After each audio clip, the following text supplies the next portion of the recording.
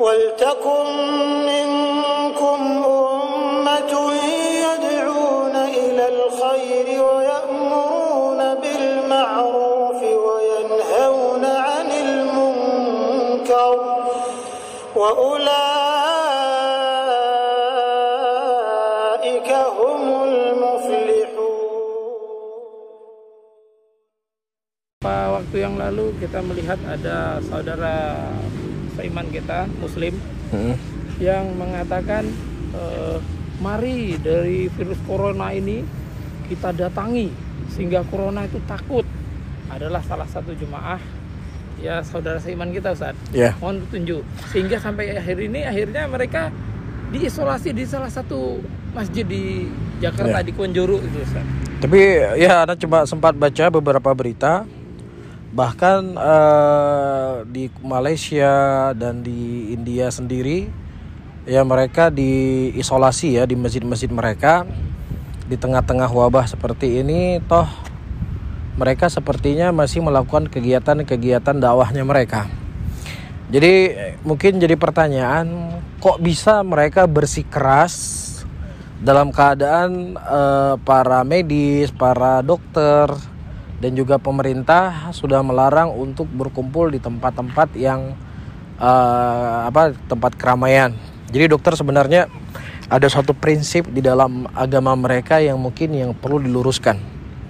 Ya, la ilaha illallah adalah kalimat tauhid. Yang kita ketahui seluruh para nabi dan rasul mereka berdakwah di atas kalimat tauhid ini. Sehingga Allah Subhanahu wa taala dan Rasulnya telah menjelaskan kepada kita apa hakikat dari makna kalimat tauhid itu sendiri. Dalam sebuah ayat Allah mengatakan, "Wa idz qala Ibrahimu li abihi wa qaumihi innani bara'un mimma ta'budun illa alladzi fatarani fa innahu sayahdin." Ayat ini merupakan di antara ayat yang paling jelas menggambarkan dan menjelaskan tentang makna kalimat tauhid. Yaitu ketika Ibrahim berkata kepada bapaknya dan berkata kepada kaumnya, sesungguhnya kami berlepas diri dari apa yang kalian sembah, kecuali kepada zat yang menciptakan kami yaitu Allah. Sehingga ini makna yang disebutkan oleh para ulama, la ilaha illallah, la ma'buda bihaqqin illallah. Tidak ada yang berhak disembah secara hak kecuali siapa? Allah Subhanahu wa taala, dan sesembahan selain sesembahan Allah adalah sesembahan yang batil. Ini adalah perkara yang telah disepakati oleh seluruh para nabi dan rasul di dalam dakwah mereka. Namun Jamaatut Tabligh mereka punya 6 usul dalam agama mereka. Satu usul adalah kalimat la ilaha illallah. Apa mereka tafsirkan kalimat la ilaha illallah? Mereka menafsirkan kalimat la ilaha illallah mengeluarkan kebesaran makhluk dan memasukkan kebesaran Allah. Disitulah seseorang telah merealisasikan kalimat tauhid. Jadi tidak boleh ada makhluk dalam hatinya.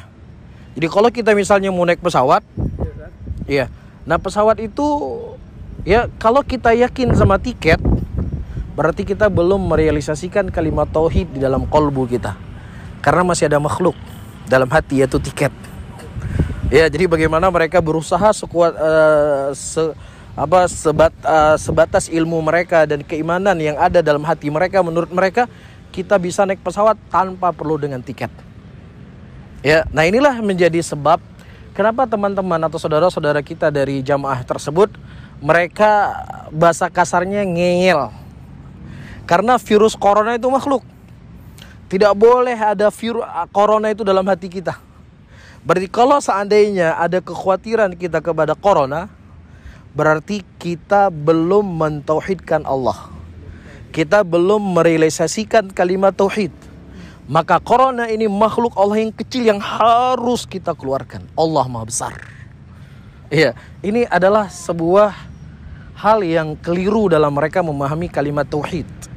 Karena makhluk dalam hati ini tidak akan bisa dihilangkan. Ya, Rasulullah SAW manusia yang paling mentauhidkan Allah. Manusia yang paling mengerti tentang kalimat la ilaha illallah.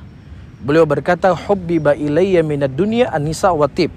Sesuatu yang paling aku cintai daripada perkara dunia ini adalah minyak wangi dan wanita. Nah, cinta itu letaknya di mana? Di dengkul atau di jari kaki kita? Cinta itu dalam hati.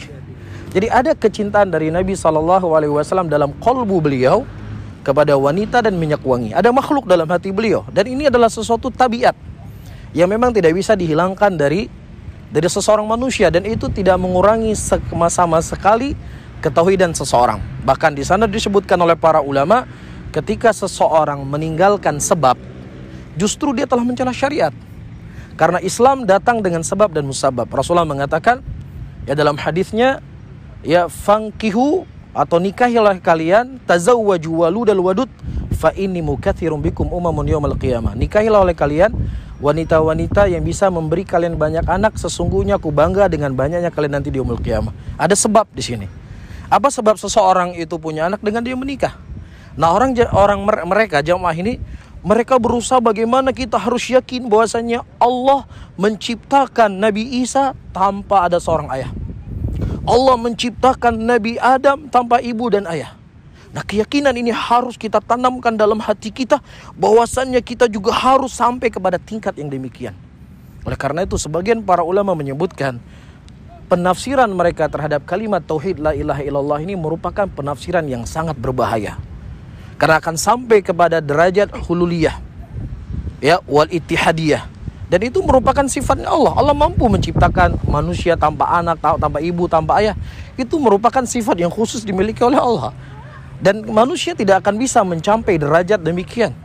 Tapi manusia dia dengan proses apa? Menikah. Dia baru punya anak. Nah, inilah menjadi sebab kenapa mereka agak bengal. Karena kalau yakin kepada corona, maka kita yakin kepada makhluk. Berarti belum merealisasikan kalimat tauhid. Makanya dalam sebuah ceramah yang sempat viral di media sosial, mereka katakan kirimlah jamaah-jamaah kepada tempat-tempat yang banyak virusnya, virus corona. Ya, nanti akan lenyap itu semuanya. Ini jelas kalau seandainya mereka belajar, menuntut ilmu sedikit saja, dari bab awal dia menuntut ilmu, dia telah mendengar Nabi SAW mengatakan, "Fira minal majdhum," larilah seseorang dari penyakit kusta sebagaimana larinya mereka dari singa. Dan juga Nabi SAW mengatakan, jangan dicampur di antara unta yang sakit dengan unta yang sehat. Di sini menunjukkan ada sebab yang dengannya kita menjauhi. Ya, dan ini tidak sama sekali menafikan dari kalimat tauhid. Oleh karena itu saya menasihatkan saudara-saudara saya, ya, berdakwah adalah hal yang baik. Bersemangat dalam berdakwah adalah hal yang positif. Namun yang paling terpenting, ya, hendaknya di dalam kita berdakwah, kita awali dulu dengan ilmu.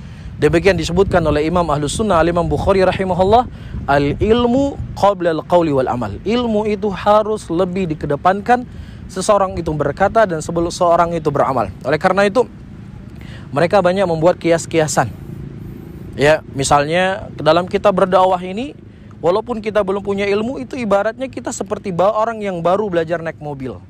Ketika kita baru belajar naik mobil, ya, buat latihan. Jadi kalau ditabrak nggak ada masalah. Oh, ini baru belajar.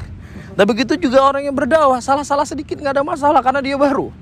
Ini merupakan pikiran-pikiran yang datang dari mereka, dan jelas ini menyelisih ayat Al-Quran. Allah mengatakan dalam ayatnya, wala tasifu alsinatukumul kadhib hadza halalun wa hadza haramun litaftaru 'ala Allahi kadzibah. Janganlah engkau mengatakan dengan lisan-lisanmu ini halal ini haram, dan sungguh engkau telah berdusta atas nama Allah Subhanahu wa taala. Ini perkara yang besar. Allah mengharamkan, dia halalkan. Allah halalkan, dia haramkan. Iya, oleh karena itu kita ingatkan kembali kepada saudara-saudara kita, ya, belajarlah, menuntut ilmu lah. Nah, nanti ketika kalian sudah memiliki ilmu, ya, baru kita bisa berdakwah. Bukan harus menjadi seperti Imam Ahmad, harus seperti Imam Malik rahimahullah. Setidaknya apa yang dia sampaikan itu mampu dia kuasai. Ya, sehingga tidak perlu untuk membuat permisalan-permisalan, sudah cukup buat kita Al-Quran dan Sunnah. Sehingga sungguh sangat indah apa yang disebutkan oleh para ulama. Ya, kejahilan itu terkadang tidak bisa memberikan manfaat untuk dirinya, apalagi manfaat kepada orang lain. Bahkan itu akan memberikan mudarat untuk dirinya dan juga mudarat bagi orang lain. Tapi orang yang mereka memiliki ilmu, maka insya Allah ilmu yang dia punya itu bermanfaat untuk dirinya dan juga bermanfaat untuk orang lain. Jadi memang harus semangat belajar, dokter. Jadi jangan sampai kita ingin mendapatkan pahala, justru dosa yang kita dapatkan. Seperti itu.